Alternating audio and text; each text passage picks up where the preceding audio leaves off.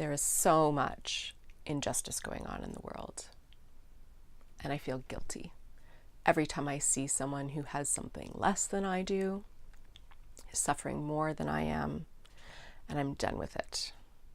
My name is Casey Berard, and I have a background in traditional Chinese medicine, Reiki, and yoga, and I help people stop suffering and love their lives. You're joining us in video number 3 of a 4-part video series on guilt and how we can transform guilt into a feeling and then embrace it to grow from it. So in this Feelings as Friends series, we've talked about good guilt, bad guilt, and now we're going to talk about inspired guilt. Where we look at what interconnects us all as human beings. For example, we all need food, water, and shelter. So if we see people going without, we feel guilty about that not happening. Now we can feel guilty and do nothing, or we can feel guilty and go, what would be one strategy or action I can take to move forward and to help this guilt and to be inspired to help the world?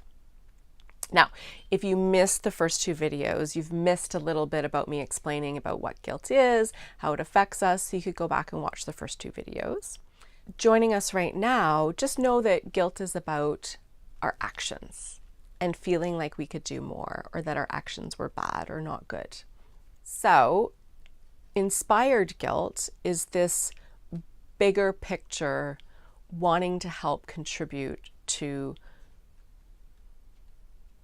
the world at large.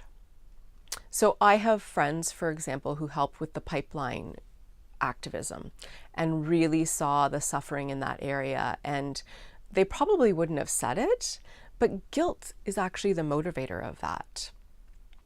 I have seen people volunteer, for example, at hospice or with marginalized folks because they feel guilty that they have a better life or that they survived or any number of things. And those are inspired choices in our personal power center or our 3rd chakra to take guilt as a feeling and as a friend and help use it to inspire action in ourselves, to help in our own way.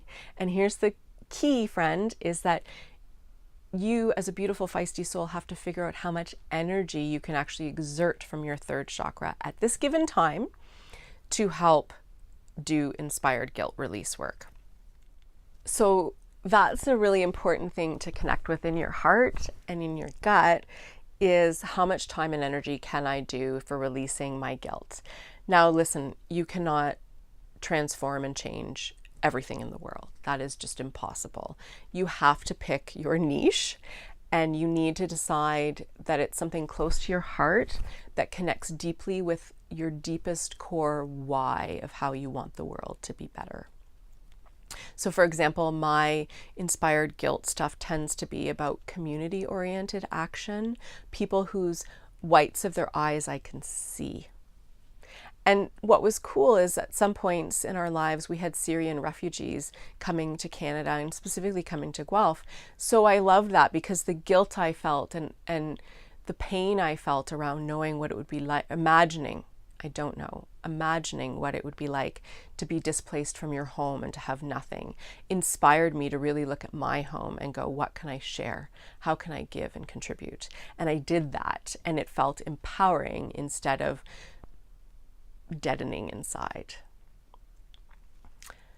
Another area I've helped is through work with kids and empowering them to move their body and be connected.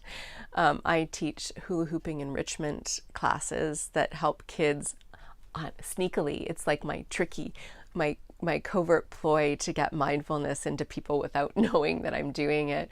And the teacher who was supervising me even commented on how she loved how I was throwing in all these mindfulness concepts of self-compassion and kindness and working together as a community and as a family into the work I was doing with these 6 to, I think the oldest was 10-year-olds, which was really fun. So these are ways that we can use the guilt we feel and take inspired action to transform it. So I hope that inspires you a little bit to know that you don't have to just sit with it in your belly, that you can turn it into something good. If you like this video, please click like down below. If you want to see the next video in the series before anyone else, click subscribe and you'll get a notification. I also have a newsletter and way more YouTube videos on all sorts of spiritual mindset and mindfulness stuff if you want to join. Until then, dear feisty souls, cheers and blessings on your path.